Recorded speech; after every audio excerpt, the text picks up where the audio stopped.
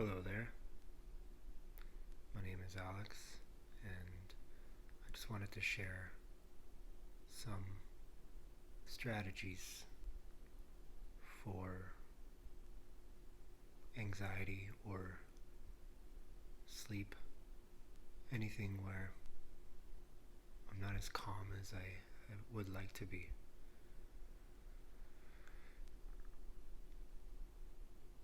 When I really want to relax, I think about aesthetic things, beautiful things, nature very often. There's something about nature that has a very calming effect. Running water in a stream, in a river, a big old tree with new buds on it in the spring, and that fresh air. It's all around you, and you can smell it, you can feel it. When you're walking in the forest, you don't know how long that forest has been there. How many trees have died and have been through the cycle and created more fertilizer and soil for the next generation of trees. It's very untouched. That's what's different. It's different than a road or a sidewalk or a driveway, concrete walls. It's something that has always been there, and so we're very used to it, and yet at the same time we can get very used to not having it around, or very lacking that closeness to the nature.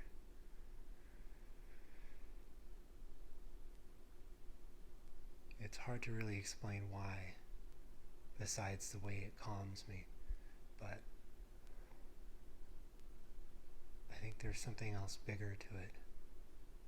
Like, certain times I get these little inklings, or I like to call them visions, because I personally learn mostly visually.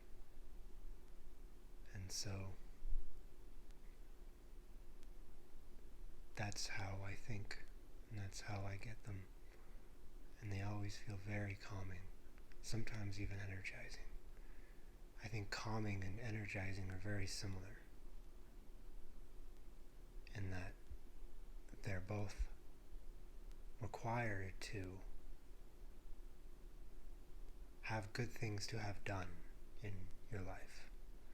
When I say to have done, I mean for anyone with any kind of anxiety or just a fear of what they might do in the future, what might happen to them. If you just look at it as if you're doing things and you may not totally like doing them, but you know that you will feel really good when they're done, or that you've even just tried. Because persistence, that's the name of the game. It's not winning. It's not getting to a result. You'll get there if you persist. You don't have to think about result. Result doesn't have to matter. Results are right here, right now, all around you. You don't have to go and reach for it in some other place that doesn't exist. Waking up tomorrow is not the future. It's just an idea, and that's what the future is. But when tomorrow is now, and then it's nothing else. And so those are some of the reminders that I use. Some of the wonderful things that I can practice my focus on, because things start to get easy. I start to see patterns.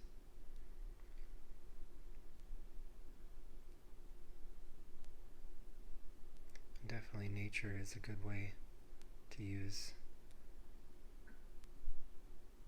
the patterns I see in nature. Is like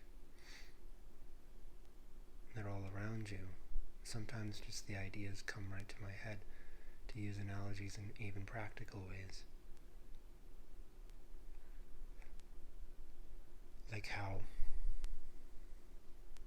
a seed that comes from a tree is like, it has a tree inside it. I mean, it grows in the soil and it takes water, but that's just the environment it needs.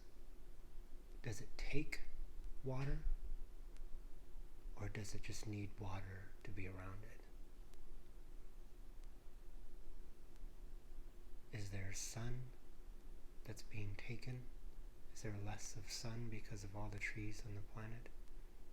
Because perhaps if there were more trees, would there be less sun? The cycle is always equal. It's always balanced. And you have your balance as well.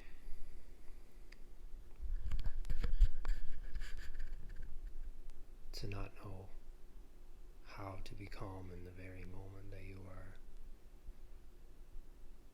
feeling like things have to change, but you don't know how to make them change.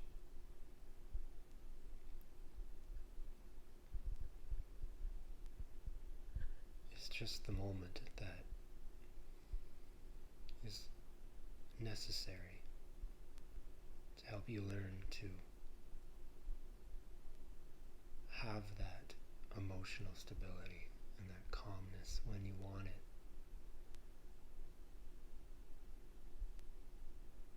Yeah, you need something to respond to, and you need a variety. You don't want the same kinds of experiences throughout your life. And I can easily say in one day, I can have quite a variety. In any particular day, in any typical day, I myself, and I think many other people as well, have chances, many possibilities that are around them. They just have to look. They have the resources. You have the right resources. You just need to use them. I don't like to use the word need, though. A much better word would be want or desire, just to emphasize possibilities.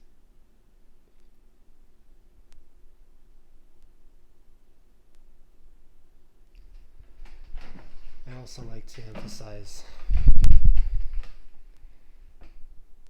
when there are things that you think you're certain about, specific things like facts, science, logic, anything, and they're specific and they're little things and you think you're certain about them, or they can seem quite big as well. I find it's much easier to just stay in a happy medium. A happy medium, like not being certain. Certain is 100%. Certain is there's nothing else. It's a very big word. It covers space. It's a big picture thinking kind of word. And I don't want to be certain about all kinds of things, and because then I'm trying to fit everything I experience into one way of thinking that fits my thing that I'm certain about. I'm much less likely to learn, to even remember things. I can't learn more if I think that I'm always right, or if you think that I'm usually right, even. Being okay with the fact that I'm not always right, and I don't want to be always right. I don't want to be usually right, or at least think that I am. I want to know. I just want to know. And just being okay with saying, maybe this will work. That opens the doors. That's not closing off anything. You're not saying no and you're not saying yes. And just having not a belief, but a faith that everything is going to be okay. And that's the only thing you want to be certain about, is everything's going to be okay in the long run. Because things will get not so good. Things will turn out not the way you expected. But the end is just the beginning of something new. And thinking that you're having to be right, or having to be even seeing probable things.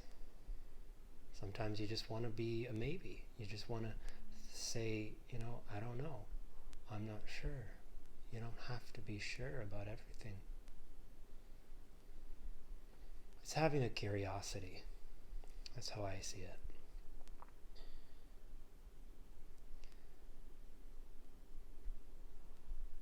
Obviously, when it comes to taking action, coming to a decision,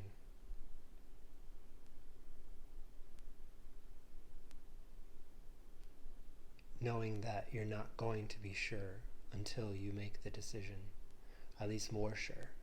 More is the key word. You're not going to feel more certain, or at least some kind of sureness, self-assured confidence, until you make the decision, until you try something new. If you get a different result, well, you get a different result. That's all. You accept it and you go on. Very simple. It doesn't have to be anything more than that.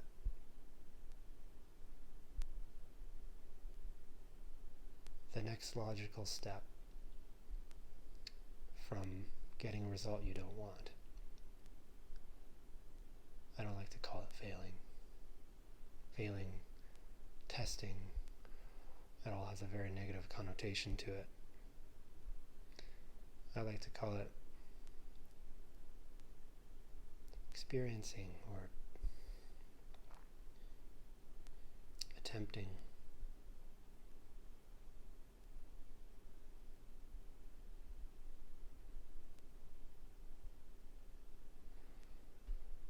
So that's everything I wanted to talk about today.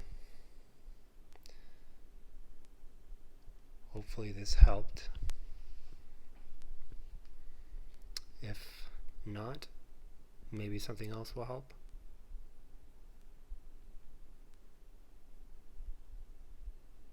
Thanks for listening.